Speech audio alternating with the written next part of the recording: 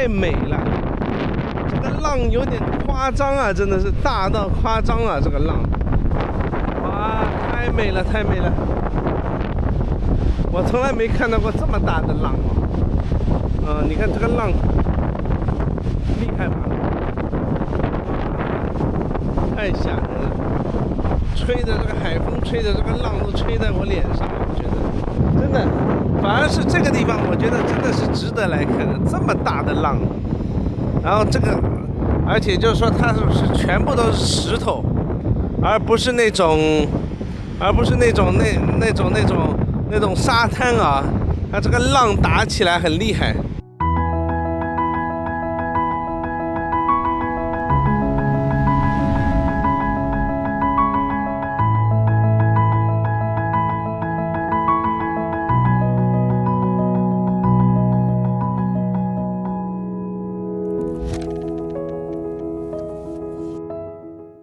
今天我们来看这个阿尔法比花园啊。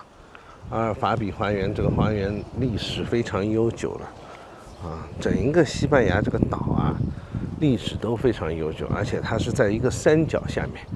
我特地开到这里来看这个花园的这花园真的是非常漂亮的。我看他是说征服者这个詹姆一世征服了这个群岛君主在这里就是将这个庄园送给他这个叔叔，有一个叔叔叫做努尼奥德罗塞隆，就是几经转手另外一个家族这个是15世纪造的一个花园，到了17世纪后来又有增加然后18世纪就的巴洛克风格，有一个喷泉上面有孩子跟一条鱼的雕塑，这个东西它是翻译的你看我这个是经过手机翻译的是很美的一个花园，但是我们中国中文它没有特别的介绍，因为来这里的人本来就相当少，非常的古老。这个花园17世纪开始，就16几年就有了。然后呢，这里竟然有水这个水一路从上面一格一格流下来，很有特色的一个花园所以我说欧洲人造的房子基本你可以看到就是它是一个规整的，也就是说左面有东西，右面也有东西，左右而且是对称的，他们的一种风格那就是说从视觉上就给人家一种就是说平衡的感觉。那不管是左面的东西和右面的东西哪怕有所不同也好，它视觉上总是有一个平衡的感觉，这一点是很有意思的它是水是这样的，你看它这个水从这里流出来分成2路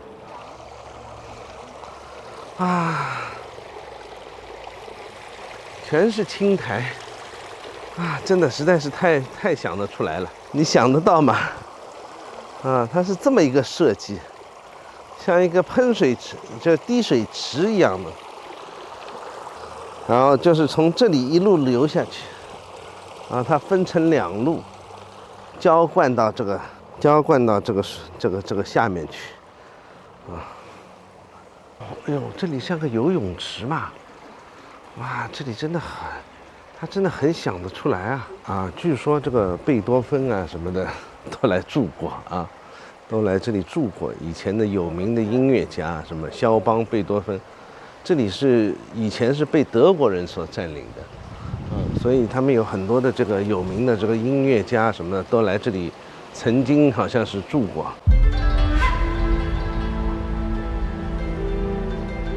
然后从这里远处可以看到它远处的山，你知道吗？从这里看出去像一幅画一样的，它整一个就是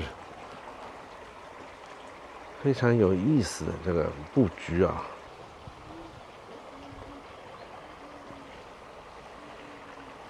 好，我们这里是正式进入它这个花园里面来了，迎面就是哇靠，这一条走廊哇太美了。那怎么会在喷水哇，现在大概正是在浇灌吧，你看前面喷大水呢，到处鸟语花香这是他们的一个厨房这是一个老的厨房，当时他们大概就是在这里做饭的还有一个椅子，你看，还有2个摇椅。花园这东西啊，打理起来其实是很麻烦的，每年都要打理的。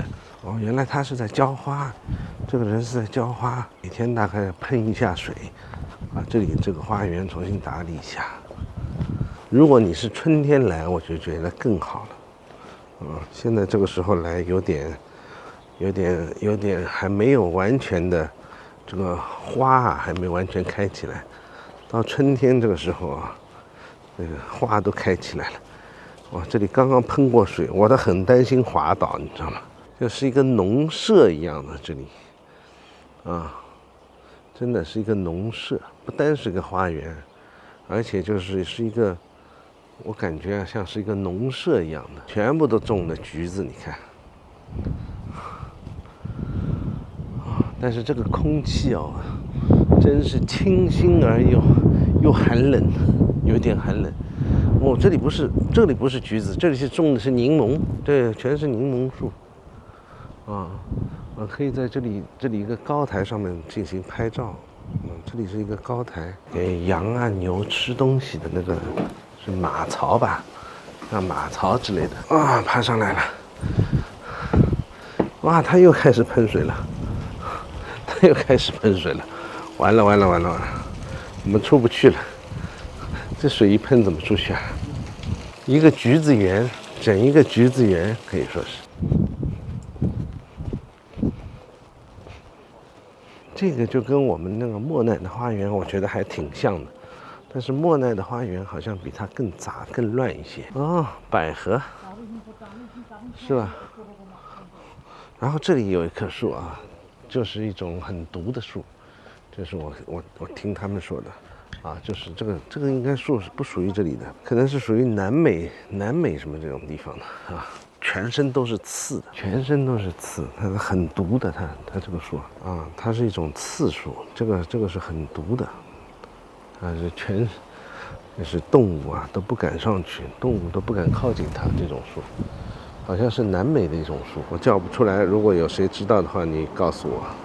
今天好像又有风了，现在最近这个风啊是很大的，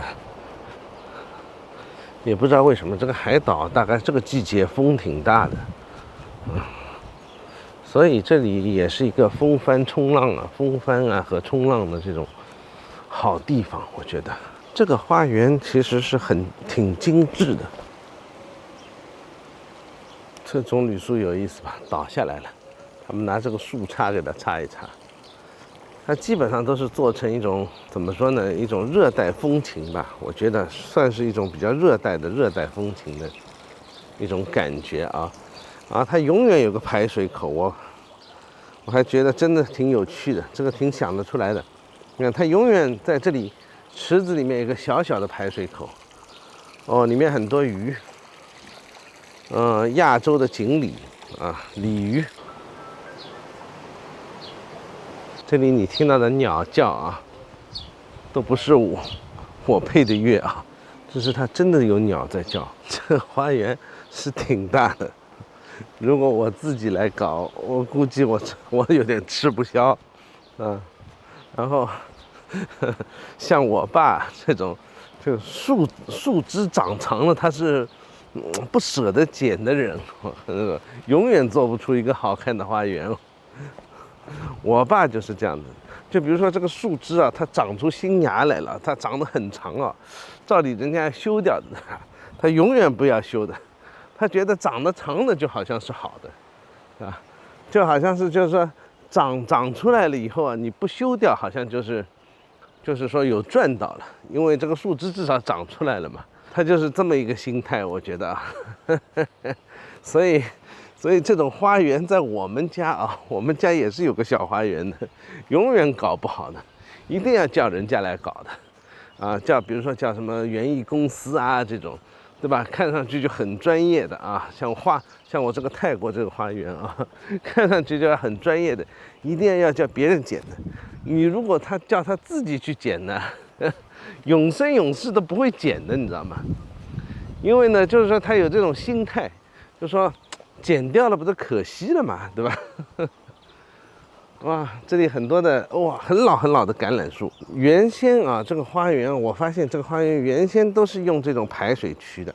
这个排水渠呢，你看，这个水呢就是从上面一路慢慢流下来，流下来了以后呢，就是等于说是间接等于说浇灌了这些植物了。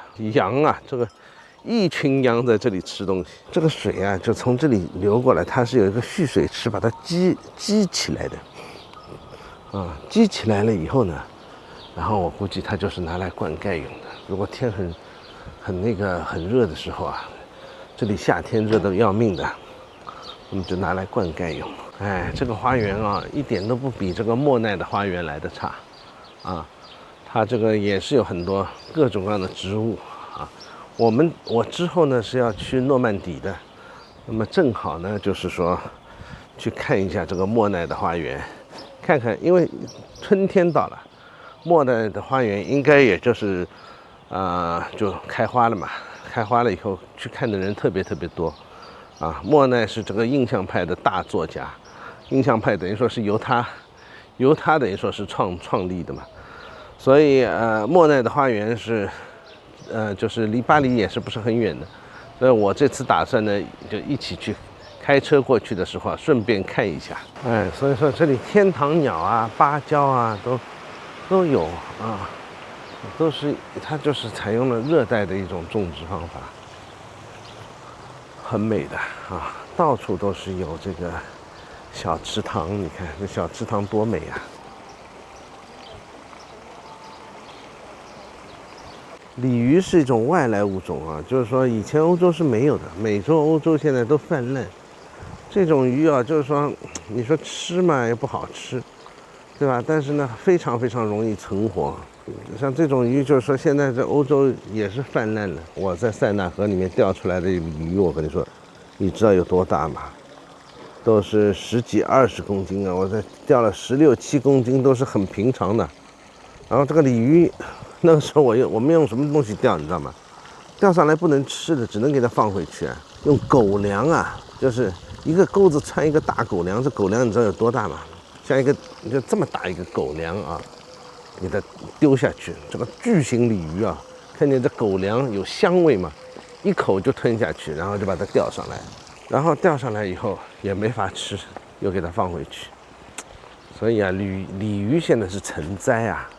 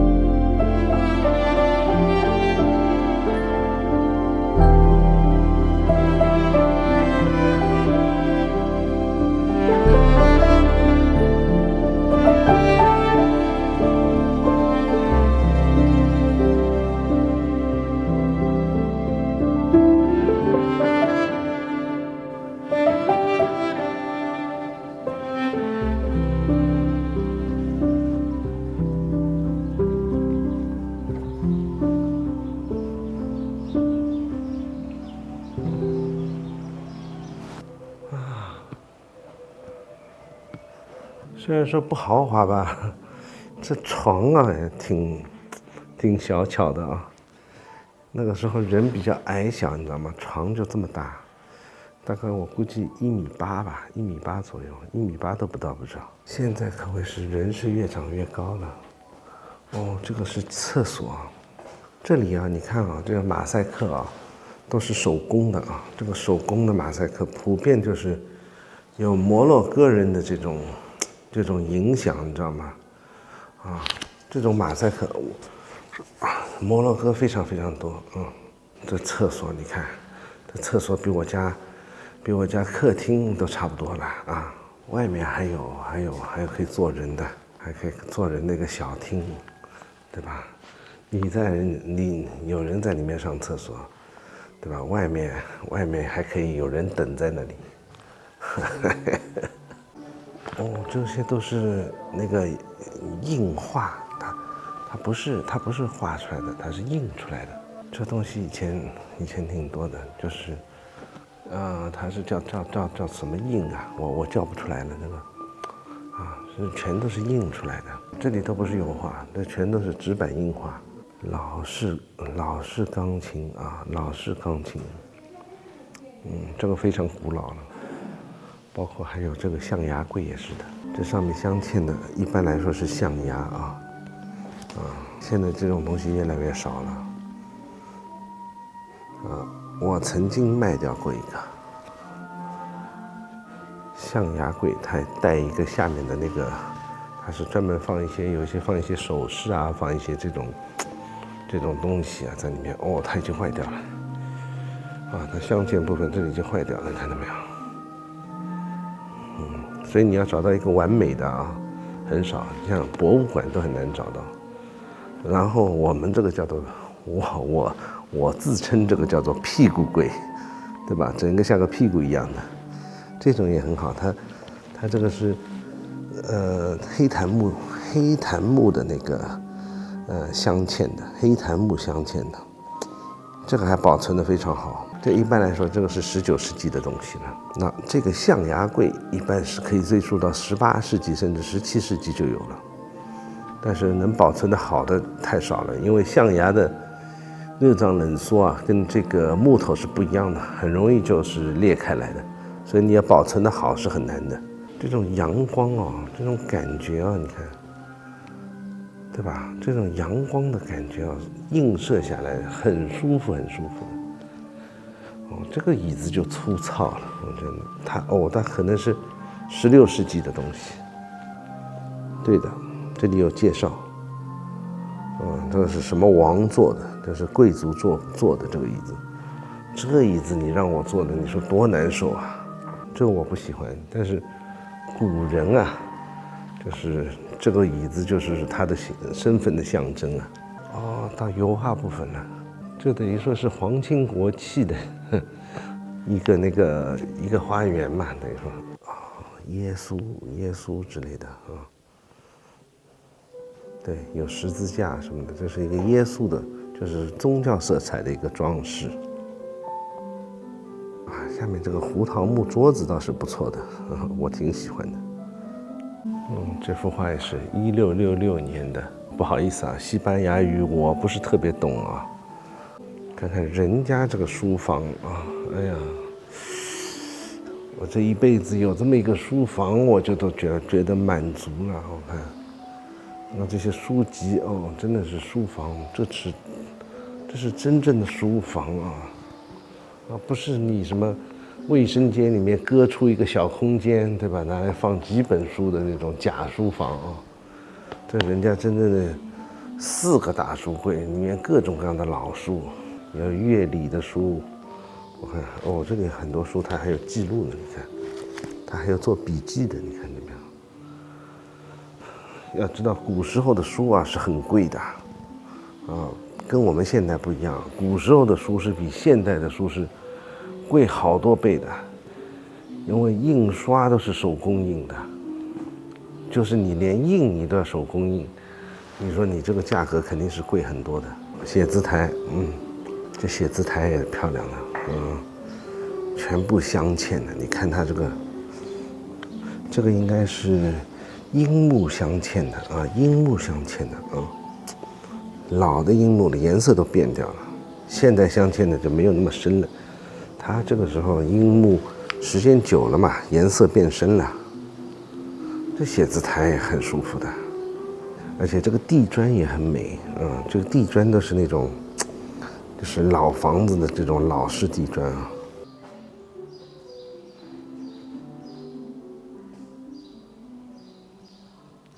哦，另外一半是不给参观的，让这个架子放雨伞啊，放拐杖用的，这个架子我以前也有这一类的架子。我们走出来了。哦，另外一边它有祈祷室啊。对呀，它这里还有一个祈祷室，你看，人比人要气死人啊！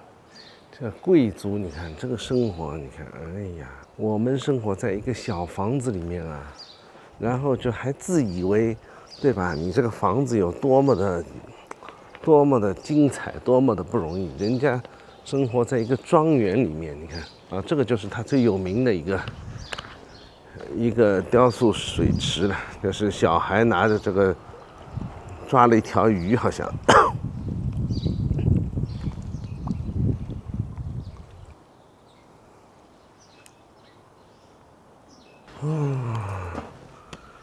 它还有个磨坊，它还有个水磨坊，水力驱动的磨坊，我去看一下。